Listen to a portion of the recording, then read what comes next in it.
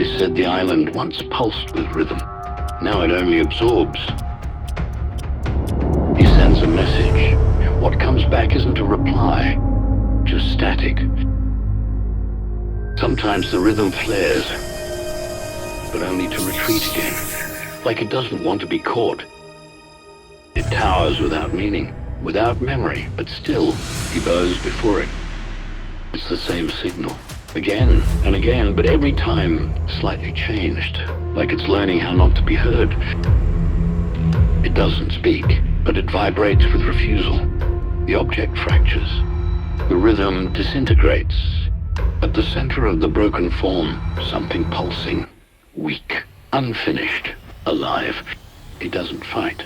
The island begins to fall apart, gently, not in anger, in relief. He walks again, not toward the rhythm, but with it.